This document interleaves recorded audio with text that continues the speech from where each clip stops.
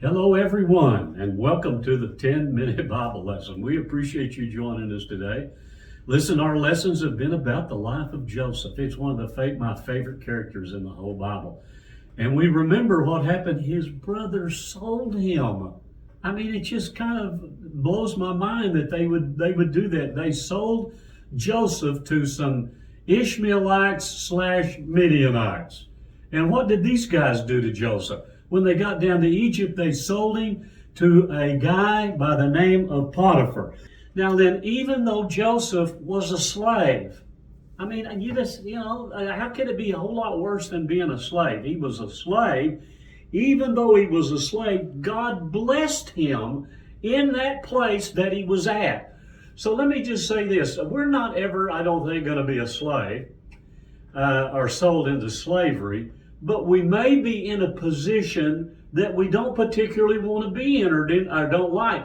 If we're faithful to God, God can bless us in that position.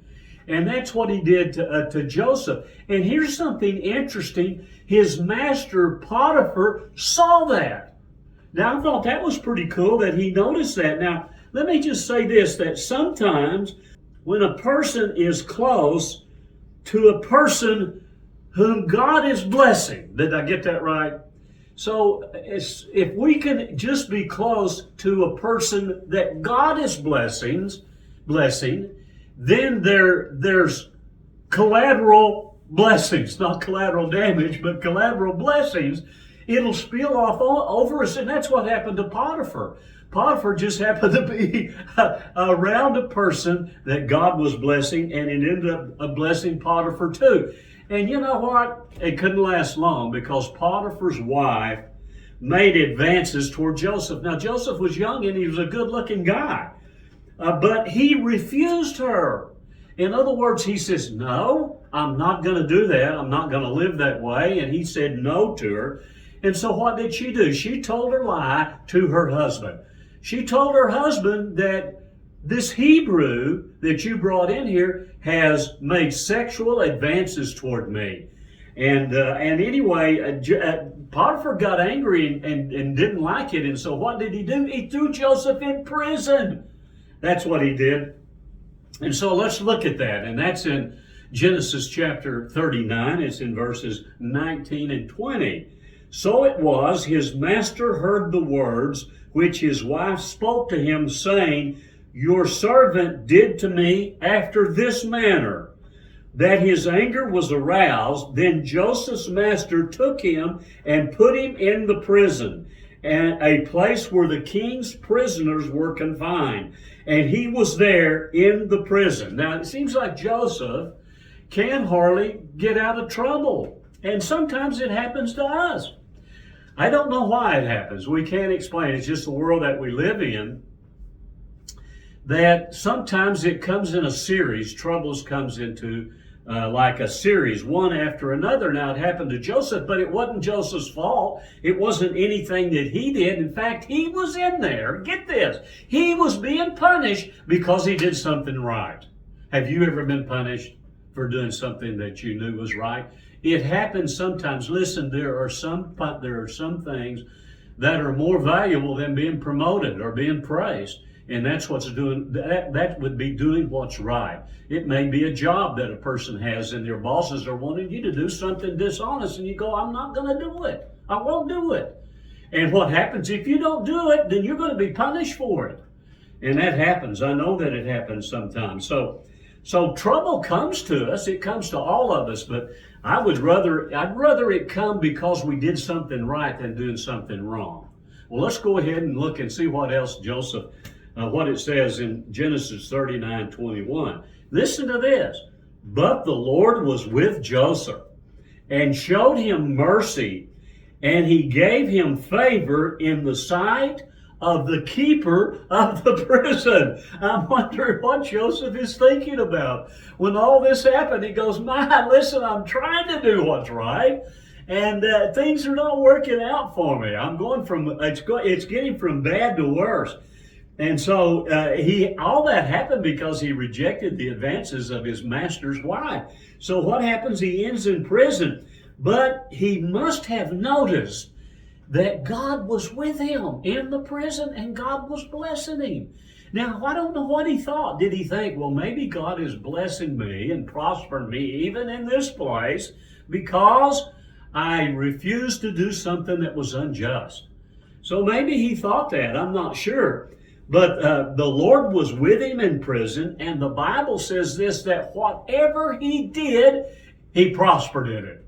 I just love that. That God had blessed him and caused him to prosper. Now, here's where things begin to change. Now, listen, years have passed, because when Joseph was sold by his brothers, he was just 17. And listen, years have passed. And so, listen, he's close to 30 years old now. And so something strange happened, and it included the ruler of all of Egypt. It happened to be Pharaoh. So what happened? Pharaoh was angry with his butler and with his baker, and he threw them in prison. And while they were in prison, guess who it was that was in charge of taking care of them? It was Joseph. And something strange happened to those two guys while they were in prison.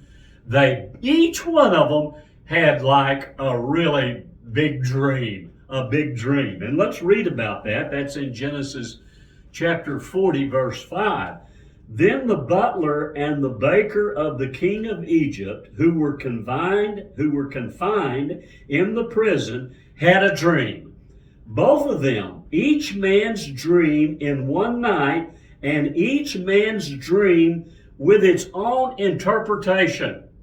Now, remember, Joseph is kind of responsible to care for the prisoners in this prison.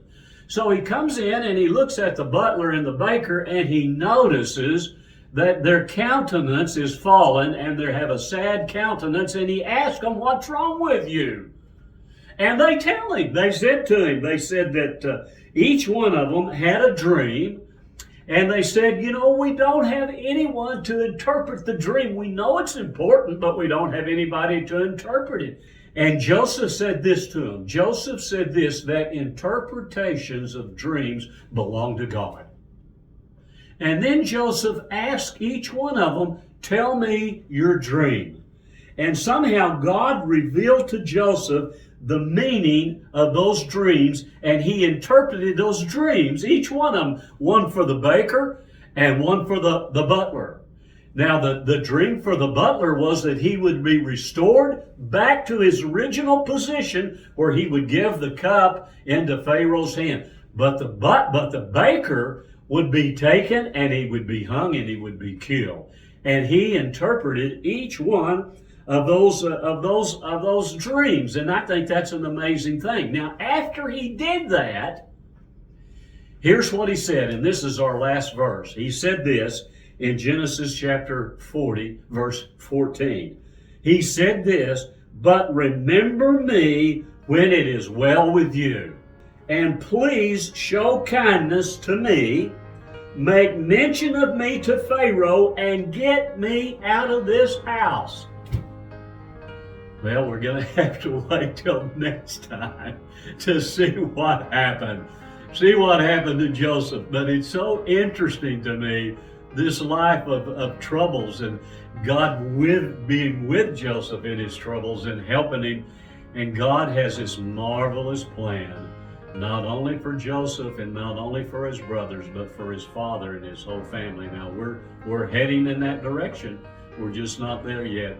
We hope you'll join us next time and see what happens to Joseph. Listen, I hope you have a great week.